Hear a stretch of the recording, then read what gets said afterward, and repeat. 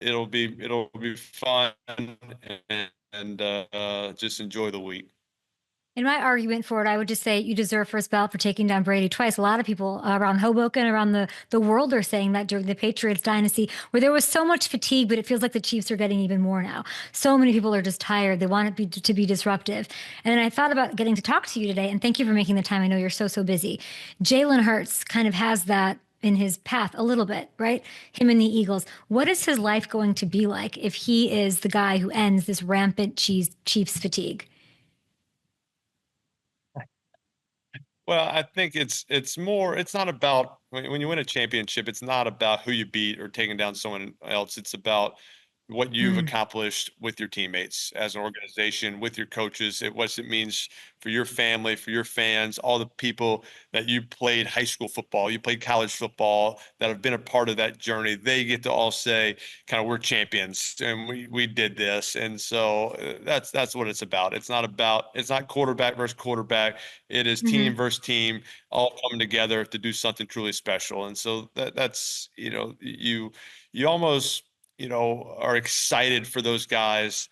They get the opportunity to experience that and feel that for the first time, to be a champion. The Saquon Barkleys and Jalen Hurts, a lot of people obviously on the Eagles, and so it's hard for Mhm. me to say I'm rooting for the Eagles, a team you play against my whole career for so many years, and but Yeah. obviously Saquon's a dear friend and teammate. You wished for players to have that feeling and have that emotions going through them as they win their first championship. And so in my world, I root for players. I don't root for teams anymore. Obviously, I root for the Giants and everything. But besides that, Mhm. guys, I've gotten to know Jalen Hurts. He's came to our passing academy. He's been on the Manning cast. You root for the guys that are good guys. They work hard, and what it would mean to them. It's funny that you're talking about these championships. Like every championship is what it is in its vacuum and it's whatever, but some of them are more iconic and meaningful than others. You're down. I mean, you literally won over Jets fans by beating Tom Brady. You don't consider that an accolade? Like this is bigger than just for Giants fans or your locker room, these wins, right? No doubt, no doubt. And like you said, I mean, for when we beat the Patriots, we had all the fans in the AFC East with the Dolphins and the Bills and the Jets, like they all are become fans and thank me. I see them, they're like, "Hey, I really don't like the Giants or you, but thank you for beating the Patriots." So you kind of get them on your side for at least that game, and obviously it was a period where the Patriots were in Super Bowls, winning a lot of Super Bowls, and kind of like the Chiefs are have now.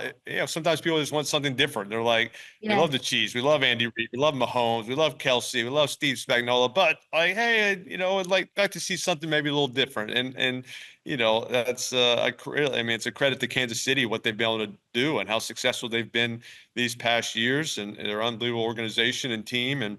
Um, and so I think you kind of, just from the vibe of being around, you see a lot of people rooting for the Eagles just to see something different. Well said. We'll see if Jalen can be that guy because that'll be what he's known for years to come, or at least part of his lore, right? In when you're looking at the NFL history books.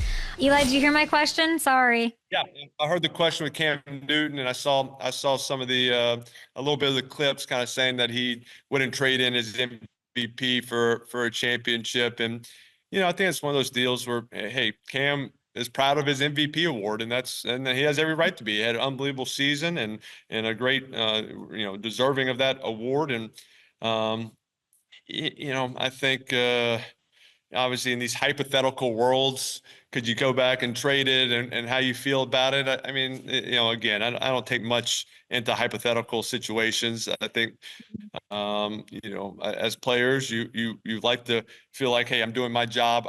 I want to be prepared. I want to go out there and play the best of my ability. And this is a team sport, and you got to rely on people around you as well. But I think obviously most people, and a lot of, not most, but a lot of people, and they want to win championships, and they want, you saw it this year, Saquon Barkley sitting out the last season of the regular season, the last game of the regular season, when he had a chance to go for the rushing record. Hey, if he gets the rushing record he might be the MVP, right? I mean, it's hard to not to vote for a guy who set a rushing record that's been around Mhm. for 30, 40 years and not have the MVP. But he said, hey, this is what's best for the team. This is what I'm being advised to do. Sit out, be healthy for the playoffs, make this run. Obviously paid off. He's been tremendous during the playoffs and a chance to win a championship. And I think that's the ultimate goal, to be a great team player and do your part, do what's best for the team to try to win a championship. I looked up so much of just your thoughts on Saquon this year. So positive. Obviously, you were with him back in 2018, his rookie year. It's got to hurt a little bit, right? Like, how much lying are you doing about how nice it is to watch what he's doing? And everybody knew he'd be this impact player. He'd get there, the culture, the leader he is, the man he is, the human he is, what he can do on the field, offensive line. Did you really think it would be this? Did you really think it would be 2,000 yards and potentially lifting a Lombardi?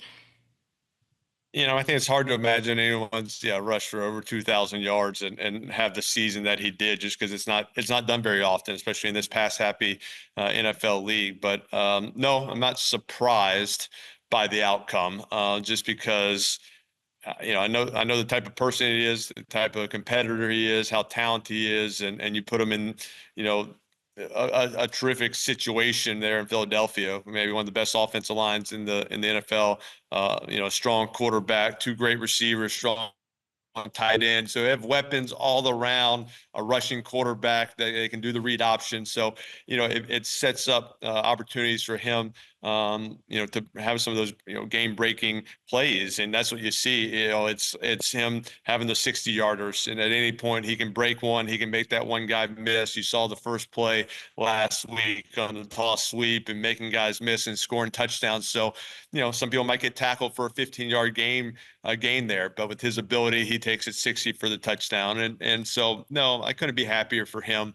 He's in a great situation and he's made the most of this opportunity. We want these Giants to be in a great situation. 2025.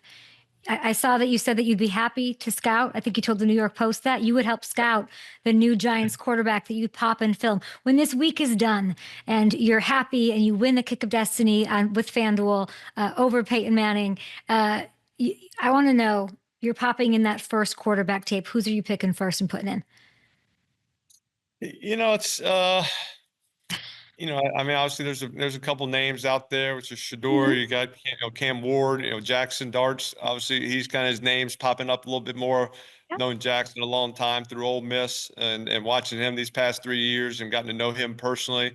Um, but it's different either being at a game or watching a game on TV and then watching the film where you really kind of look and see, hey, what's this play? What do I think the progression would be? And are the quarterbacks, are they going through progressions? Are they getting the ball out on time? Are they throwing it before receivers are coming out of their breaks? Are they taking sacks when they don't have to? So you just look at all those things. And all these quarterbacks, the thing about them is there is a lot of film. They've played a lot of games. And so at this time, their senior year or their last year in college, it should be